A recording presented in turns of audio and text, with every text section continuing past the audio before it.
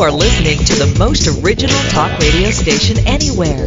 We are LA Talk Radio at latalkradio.com.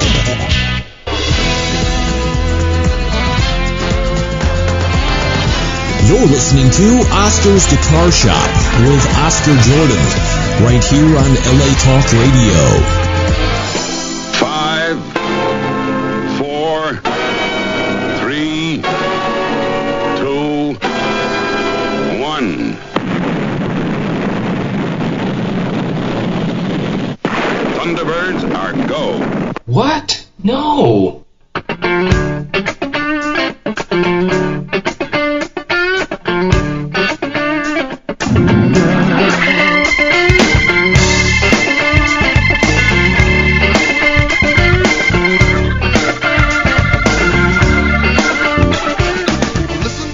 Greetings and salutations. Welcome to another episode of Oscar's Guitar Shop. I'm Vintage Guitar Magazine contributing writer Oscar Jordan, and I am burdened with glorious purpose. Yeah. Thank you. Hey, very nice of you. I have the most exciting episode of Oscar's Guitar Shop you have ever heard in your life.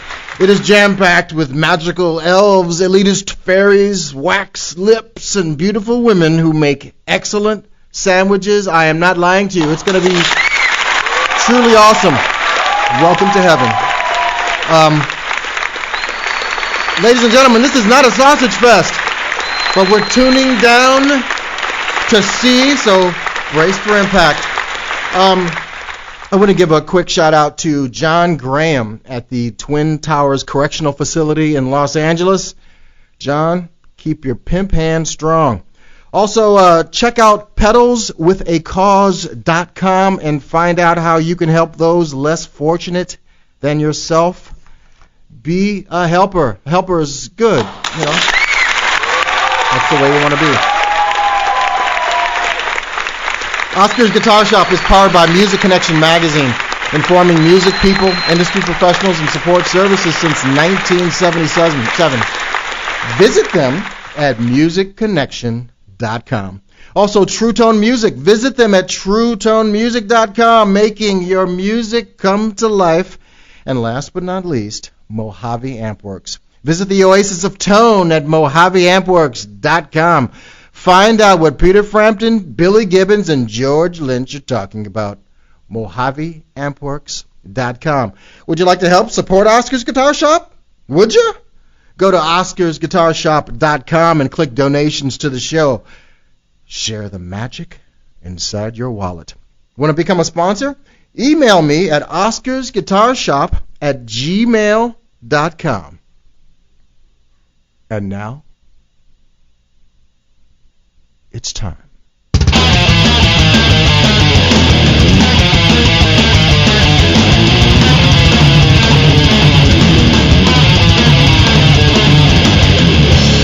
Y'all know what time it is? Ladies and gentlemen, Jimi Hazel, Rick Skater, Tobias Rout, 24/7 Spyz, 2006.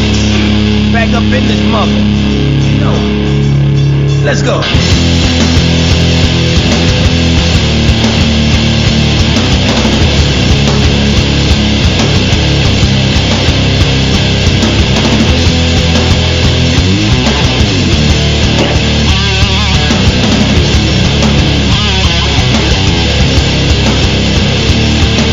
Don't you let the bad days bring you down. Your feet back on the ground.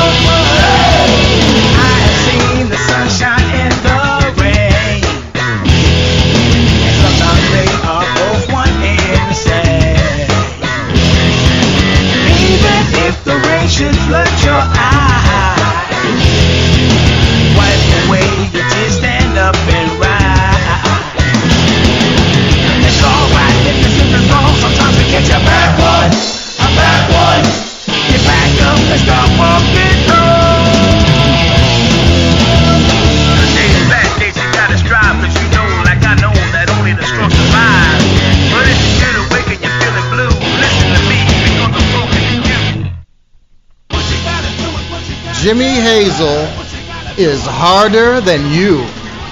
He's the visionary leader and guitarist for the band 24/7 Spyz, and through his music, he's changed the course of mighty rivers and bend steel in his bare hands.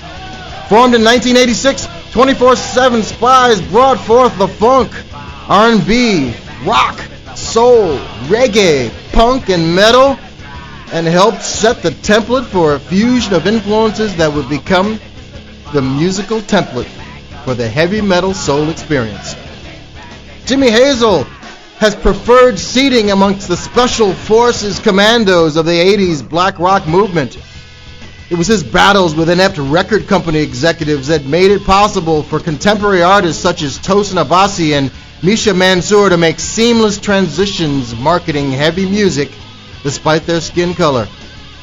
Harder Than You, Gumbo Millennium, Strength in Numbers, Temporarily Disconnected, 6, Heavy Metal Soul by the Pound, Face the Day. Each album is a masterclass in the synthesis of thrash, Hendrix-inspired guitar soloing, ska, and the sultry guitar stylings of Ernie Isley. Ladies and gentlemen, it is my honor to introduce to you Mr. Jimi Hazel.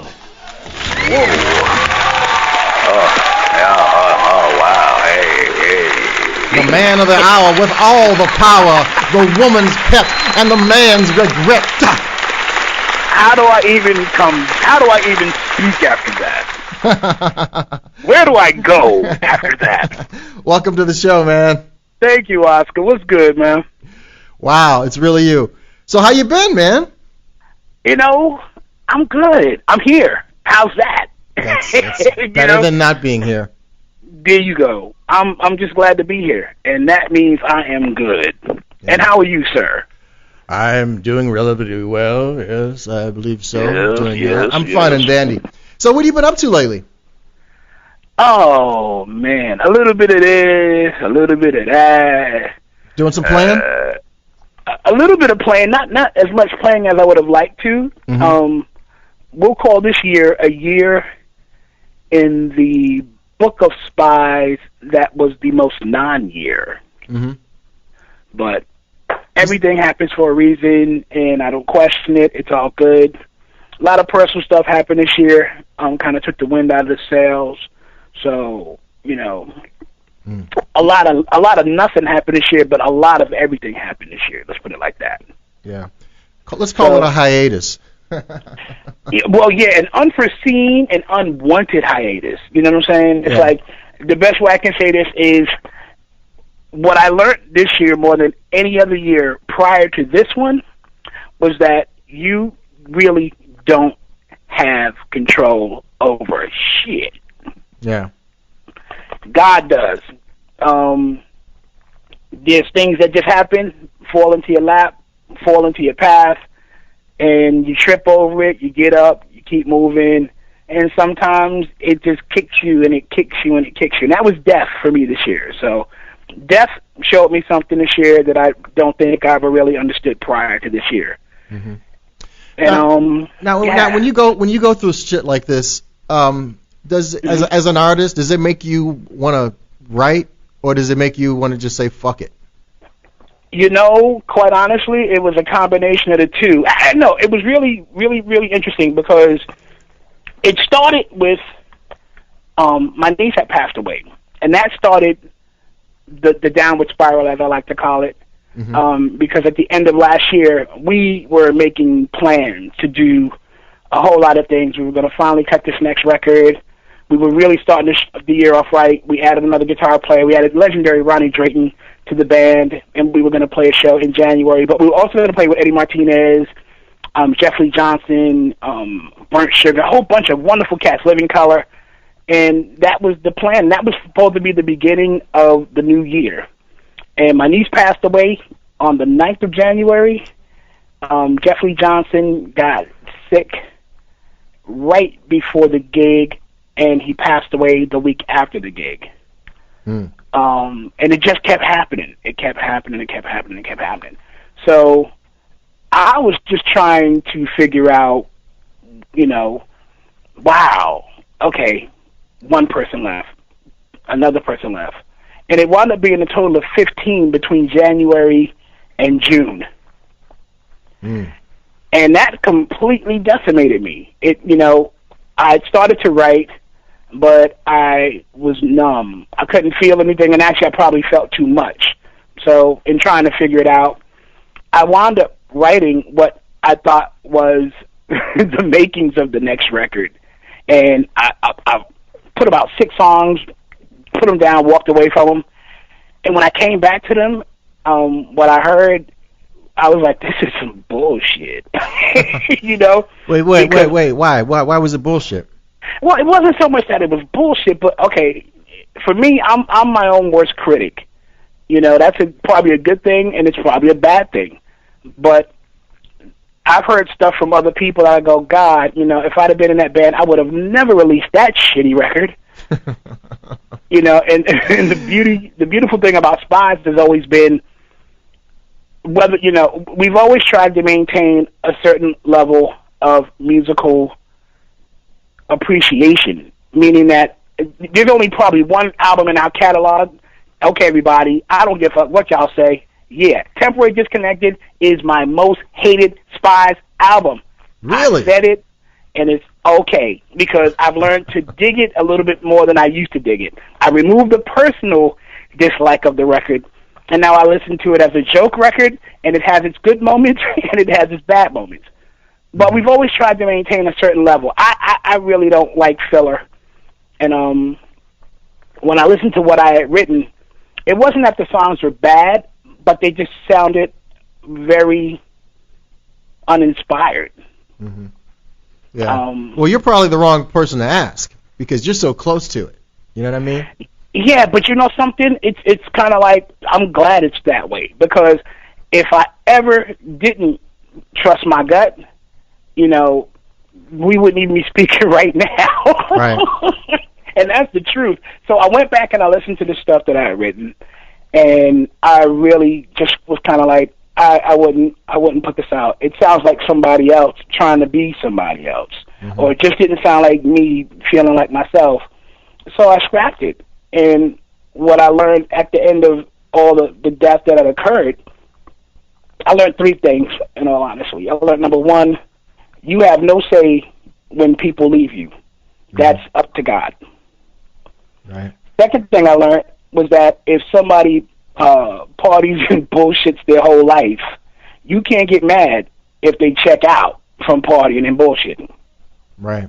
They went out the way they chose to go out, and if you've known them for the better part of your life, and that's what they do, that's what they are, that's how they get down, you can't get mad if that's what takes them away. Yeah, you shouldn't be shocked if they become health nuts or something, and then... No, for real. Yeah. And the third thing I learned was that you can't force anything. You got to treat music with the utmost respect. If you care about your craft, and then you treat it with the utmost respect. I've always done that. I'll always do that. And that was why I went back and I scrapped what I had started. Because I was like, if I wasn't inspired, it shouldn't be heard. Mm-hmm. You're right. And that's how I decided to start rewriting. And now I'm slowly getting back into it, and I'm digging what I'm hearing. But I will say that the next record, I actually said this not too long ago on Facebook. I said the next record will probably be the darkest Spyz record ever. Oh, man. But in a good way, and not only because we're black, but because... It's going to be intimate. It's going to be intimate and deep. Well, I've never been one to just, I used to hate when I heard other people's records, and they'd be like, oh, blah, blah, blah, woe is me, blah, blah, blah. So I'd never want to be the dude who made a record that was that. Mm-hmm. But I have to be truthful. And if what I'm feeling is the after effect of what took place this year, the last step for it, for me, is to get it out. And the only way I can get it out that makes me feel better about it is through the music. So, I'm sure there'll be moments of joy and happiness. The music will be funky as all get out. It'll probably be just some real good, heavy-ass, stank shit. Right. But, you know, lyrically and emotionally, you know, yeah, I'm going to purge myself to an extent. And really what I kind of want, what I really hope to have happen when this record is done and we sit back and we listen to it, I want to feel like a big hug to people, because I didn't understand shit about, I don't know about death. Me and death ain't friends. You dig? Right. So we had to become, we're not friends still to this point. I just have a little bit more, I guess you could say, respect, so to speak. Right. So, but I really was I had a period that I just wasn't sure about a lot of things, didn't know how to deal, and a lot of people helped me get through that. And I thought about, in writing the first song, that for anybody who felt like I felt, especially in the first 3 months, I want this record to feel like that friend to them. Yeah, I think you know, as an artist, you have to be honest with yourself, and that's about reflecting your life through your art. And you know, yeah, there's some people who just kind of can make you depressed. Oh, you know it. But it's just a natural. I think it's that's where the honesty comes in. I mean, I just can't. If you're going through a time that's you know, that's tough. Yeah, you can't be writing about clowns and rainbows. There you know, go. I mean, you got to be honest. Speaking of honest, yeah. I don't know how you feel about Gumbo Millennium. Oh, Gumbo. It's one of my favorite records, though. You know, as Gumbo, I dig it. Well, you know, I'm saying this because I'm setting up the next song. I can honestly. This is a setup. You know something? I dig your segue, my brother.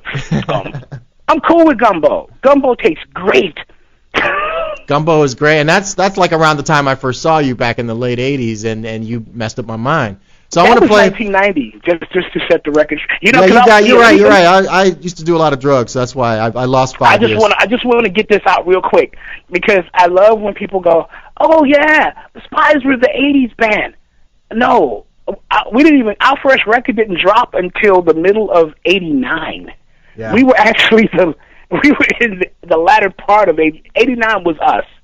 Mm-hmm. So anybody who saw us, if you didn't see us in New York, you didn't see us prior to '89. '89 was the year we went out and toured on, you know, in support of the first record. But yeah, but Gumbo was the second album. Gumbo was interesting, man. I got to say that. Well, it makes sense because that's like right before I left. I left Chicago, like around you left Chicago. 90. So I saw you at the Metro. Here, let me play this cut, and we'll resume this conversation. Yes, sir. Oh, don't break my heart. Oh, no.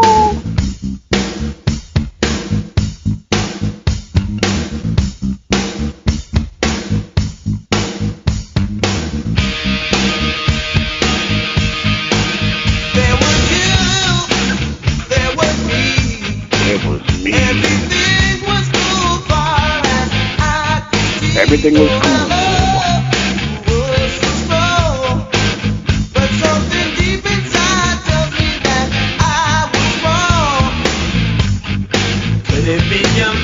From the past, could it be these things were meant to last? There's somewhere else you'd rather be.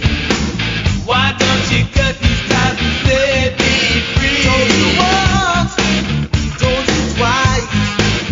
You should never play with loving. That's good advice. Wanna know how you feel? Gotta tell me something, baby. What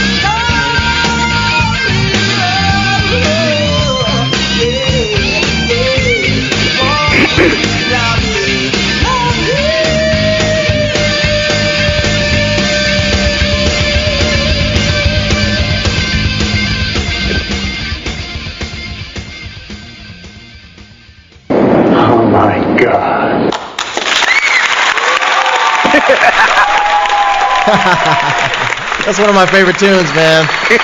Nice guitar playing there. Oh man. Yeah. I'll tell you something funny about that though. Okay, the whole point about Gumbo as an album, which was interesting, was that when we dropped the first album, right, Harder Than You, Mm-hmm. everybody went bananas because it was like, what the fuck is this? Oh God, it's this, that, and the other, yada yada yada, blah blah blah blah. And what I wound up telling people years later was that, you know, we spent literally, you know, 2 to 3 years playing those songs as we were trying to build up our following. Mm-hmm. So by the time we cut the record, you know, what sounds like, you know, just something out of nowhere was really something that we knew what it was. Right. But by the time we went on the road, and we spent the better part of '89 on tour, Mm-hmm. The one thing I laughed about was, like, I had never really paid attention to people talking about sophomore jinxes and, you know, shit like that. Mm-hmm. And everybody's looking, oh, God, what is this band going to do for their next record? Oh, God, oh, the jinx, the jinx. Oh, fucking jinx. He's from the South Bronx. Jinx my ass.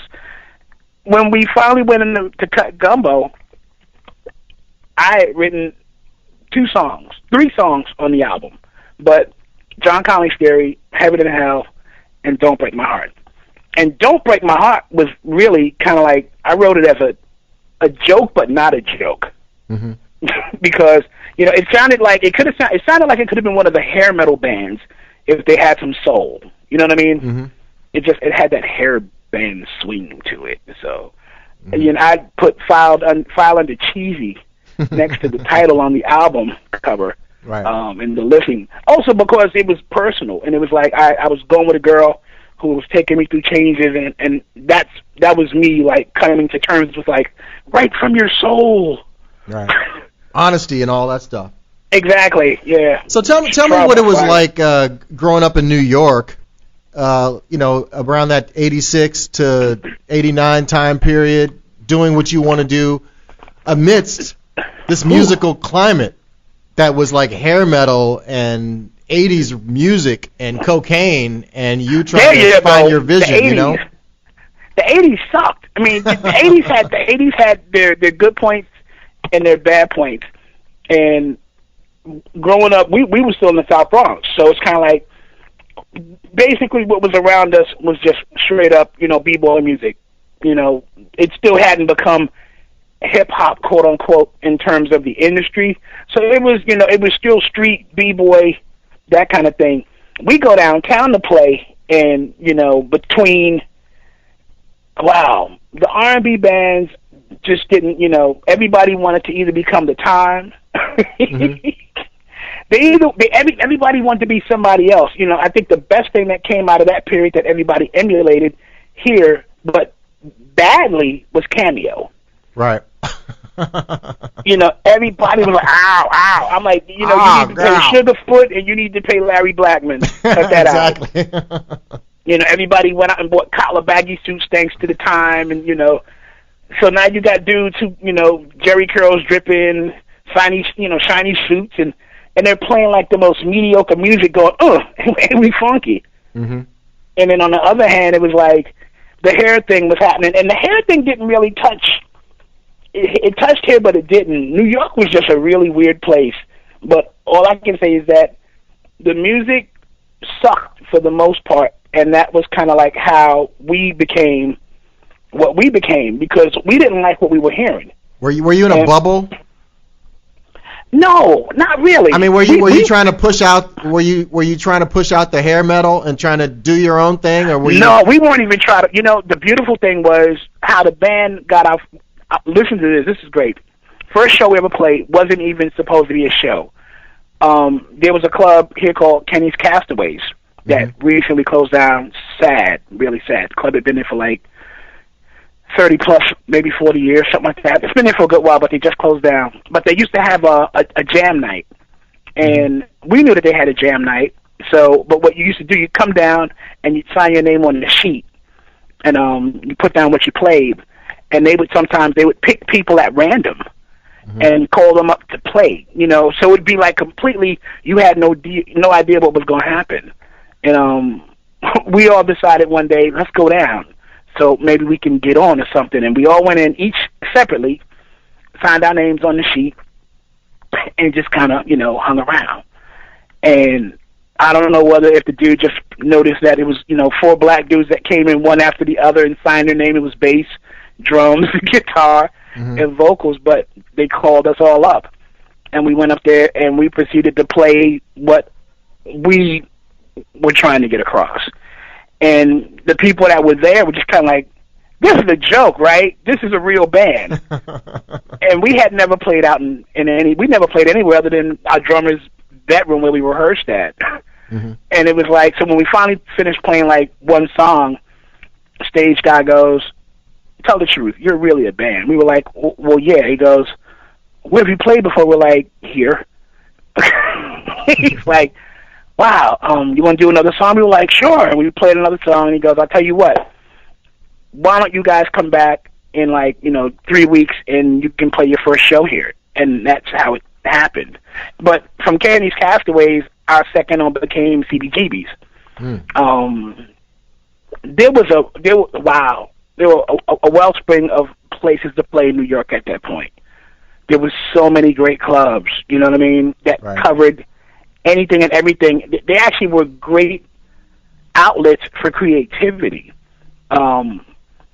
It could be anything because they put bills together where it wasn't supposed to be like-minded bands. It could have been oil and water depending on the night, which was great because that turned people on to everything. So we felt right at home downtown, you could be yourself. There was no place to play in the Bronx. Because you could be yourself. There'd be some oddball bands and some. Dude, I saw some of the strangest shit and heard some of the strangest shit while we were doing our own thing. So, yeah, and also the hardcore scene we had fallen into, which was great because out of the punk scene in New York came the hardcore scene to an extent. Kids just really they weren't digging that, and this is where they were coming from. And we fell into that as well. So that's why all the things that fell into our music kind of happened. It started really with what we loved in the beginning: New Birth, Mandrill, Slave, Mother Night, Hendrix, Band of Gypsies. All that good shit. It's all in there. Well, hey, it's funny you mention that because this next track I'm going to play, it is from the album Heavy Metal Soul by The Pound. And it features a former guest that was on the show sitting right next to me, and we had a ball. The song is Yeah ×3, and it goes a little like this. Got a message yesterday and couldn't understand it. Tried to undermine me, but somebody heard you plan it. Didn't think that I would hit it till was out to get me. But now your cover's blown up on your body with a fish seed. Yeah. You got time. You got time.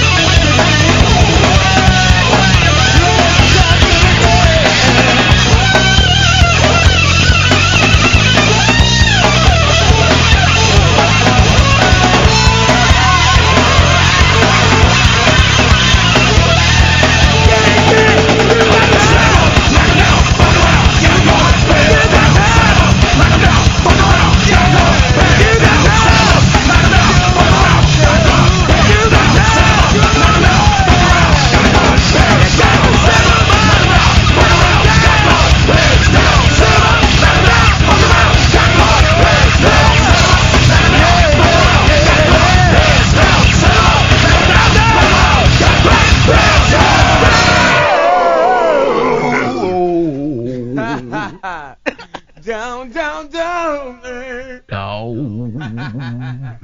You're so crazy. Can you dig it? Can you dig it?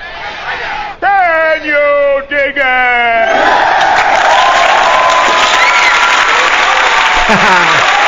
I can dig it, yes. Can you tell that I can dig it? I think you can tell. Oh, man. I can dig it. I'm digging it, too. I'm digging it. True And Tone that's Music Joe is a on virtual drums. candy store for guitarists and bass players. They're world famous for having the best selection of new and used and vintage guitars in the Los Angeles area. Located at 714 Santa Monica Boulevard in the city of Santa Monica, True Tone Music offers the widest selection of exceptionally high-quality guitars and basses. They stock name brands like Fender, Gibson, Guild, Epiphone, Gretsch, and much, much more. It's where the top need to get names Briggs in the up in music industry like Jimi Hazel shop for guitars, basses, amps, boutique pedals, and accessories. Whether you want to buy, sell, trade, get guitar lessons, or repairs, True Tone Music Damn is skippy. there. They're going to change your life. Their super cool staff is there to make your music come to life. They'll also match. They're there to sell you some good shit, too. They're going to give you some good shit. They'll also match any online price and back it up with top-notch customer service and support. I like that. Visit them. I like that. Visit them. That's Stop what's by. up. I'm visiting. Visit them at TrueToneMusic.com or I'm going there. call right now. this number. Call this number, 310-393-8232. That's 310-393-8232. Ask for Ken. Say, hey, Ken. Oscar and Jimi Hazel sent me. Won't you hook me up?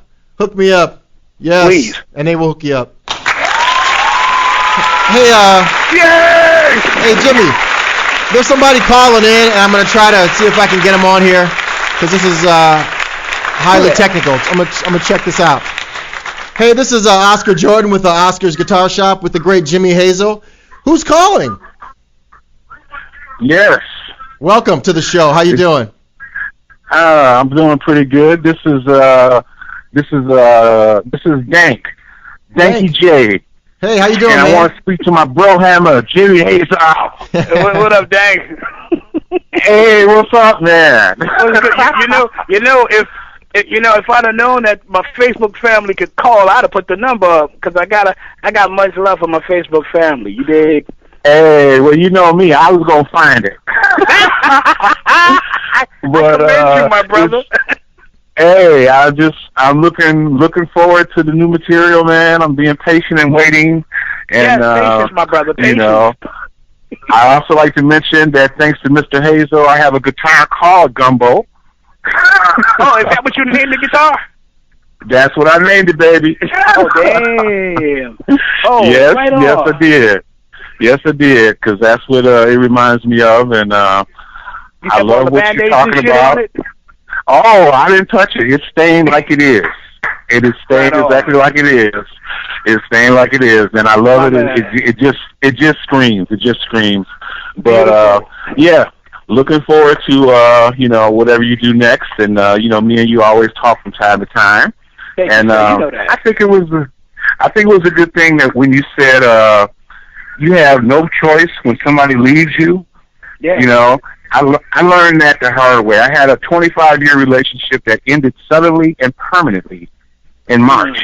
Okay. And it brought it all back, man. It brought it all back. You kind of know a little bit about it. You know, I had to get my own place. Yeah, I know. I used to own a home and all that, and it's so true, man. You just don't know. You just don't know. After 25 years. Yeah. So anyway, man, I'm sure I'll be in touch with you about something. I've always got some technical questions for you. Hey, one thing about I tell you the truth, and this is no bullshit. Ask anybody. You ask me a question, I give you an answer. Yeah. You're really good about that, and I really appreciate that, because so many people that are in your position are not like that, and I just really, really appreciate. I've learned a lot from you just about we were just recently talking about guitar tones and wood. and I've learned everything. And I'm telling you, the Ghost Machine I'm having put together, oh, Jimmy, it's going to be a beast. It's going to be a beast, man, and I can't wait to whenever I see you, I'm going to have it. I can't wait to see it. I can't wait to see it. I can't wait to see it, for real. Yeah, me and Scott really got something special happening. So, I'm going to get off and let somebody else get on. And this is Danky J, also known as Randall Johnson on Facebook. Hey, Facebook call. What up? Yeah, it's me, Dankosaurus Rex. Hey, peace out. Mr. Host, I love your show. I'm gonna start listening to it every week. Cool, man. Right OscarsGuitarShop.com. Thanks for coming on the show. Take care, man. Good, man. All right. That was awesome. It's nice when people call in, man. Isn't that great? Yeah. I didn't know this was a number they could call because I didn't put it up. Very cool. Well, hey, speaking of gear, you're using some cool stuff. You can pick up anything you want, obviously, but I've seen a bunch of pictures online of you playing these Briggs Ventura models and things like that. No, I got oh man, my Briggs. Wow, Jack Briggs. And it's funny because somebody recently said, well, how weren't you using this, that, and the other, blah, blah, blah, blah, blah. In the beginning, one thing I learned, something else about the business that I learned, when you get in bed with companies, the endorsement thing, so to speak, sometimes it's not even about you. It's about what you can do for the company, especially if you up their profile, so to speak, and help propel whatever items they're trying to get out to the public, because they'll attach it to you and kind of make it, oh yeah, go get that thing because he's playing that thing. I left that a long time ago. I think the longest relationship I'd had, me and Rick, we were at Ernie Ball for a good 10 years with Ernie Ball. Great guy, wonderful guy. But when he passed, it was time to leave that place. The clown show had begun, and we don't like clowns, so we jetted. But not a fan of clowns, are you? Not a clown fan, are you? Say that again. Not a clown fan, are you? Not necessarily. We've had out a number of clowns in and around our tenure, in the band, in the business, in the relationships. I'm not too keen on clowns. But what was cool though, what was great, was that I discovered a whole another world of cats who live to create and live to make. Luthiers are wonderful cats because it's usually when one guy makes your guitar from start to finish, it makes that guitar something that you could never get off the rack. You know what I'm saying? There's the personality of you and the guy making the guitar really make it something special. So that's how I hooked up with Jack Briggs. I consider him a brother. Same thing with Dennis Fano. Same thing with Peter Robeck. My next one will probably be either a Ghost Machine, which I'm hoping to get at some point before the end of the year, or a Paler Telecaster. But yeah, same thing with amps. Everybody goes, God, what are you playing? For the last couple of years, I've been doing an AB rig with a Splon Nitro for my dirt and a 3 Monkeys Grease Monkey for my clean. I'm looking to bring another one into the mix, a CEC. I'm on a tone quest. Everybody goes, what did you use to make all those records? And I go, the same 88 MP1 preamp. Oh, man. Hey, that was my rig. What do you do for what? That was mine. I got a Magic MP1 I've had since I got it in 1990, and I used it to cut gumbo and every record since. It's just it's really one of those ones that I won't part with. Won't part with it. It's just got magic. Because I fell into the rack thing for a moment. I was like, yeah, man, I need a rack. So I got a whole bunch of rack gear, and it was still minimalist, but it was a rack. Right. But as I got into the 21st century, it was like I wanted to go back to the essence and get back to tubes again. And boy, I'm so glad I did. It's kind of like, how you discover when you first get your first real good guitar, right? And your first real good amp, and you plug in, and it's nothing like it on the planet. Right. There's some video footage that I was finding on YouTube that's really awesome. You also sent me some stuff, but it's the show that you did last year with Ronnie Drayton, and you're using the Spawn heads. Yeah. And man, your tone is like ferocious. I mean, it is all encompassing, and it is like serious, but it's like a clean distortion. You know, it's got some articulation, and that's so hard to get when you use a lot of gain. The one thing I've always said, and it still holds true, it's like I care as much about my clean tone as I do about my dirt, and vice versa. And whereas like a lot of dudes think gain, they just want to gain out because they think, heavy, heavy, heavy. That's just fuzz, buzz, and noise. I need articulation. Because a lot of the chords, it's not just your typical rock and roll shit. There's more R&B, stylings in what we do, distorted. So you need to hear, notes ring out. You need to hear things. So, yeah, it's amazing. Yeah, you can't hide behind my rig. Yeah. Now, I produced a show at the Viper Room some years ago. I don't know. Yes, you did. It was like 3 or 4 years ago. It's a blur. Yes, you did. My life is just a blur. I co-produced the show, and you were the headliner, and my band was like first or second on the bill, but I got to hang around and watch you guys. And we were talking. You were telling me you tuned down to C. Is that correct? Well, actually, I'm down to B. B. Yeah, like Face a Day, we're tuned down to B for Face a Day, the song Face a Day. Yeah, we either tune to B, C sharp, or D. And when I tune to B, it's B, E, A, D, F sharp, B, with 9.5 to 44 gauge strings. Right. So it's almost like limp spaghetti noodles, but it feels good. I can't. The 7 and 8 string stuff, I commend all those cats, who can do that. I'm so old school, but it works. Yeah. Well, there you go. Yeah, because that's a real specific sound that you're tuning down. I'm sure it's it's nice for your singing as well, but it's just there's a heaviness that's there that's just like, man, you can't get that any other way. And you know what? That's a signature sound.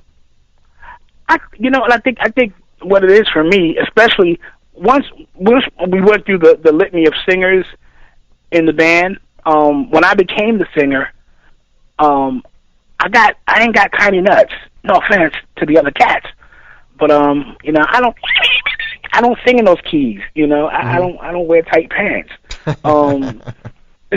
So tuning down was really.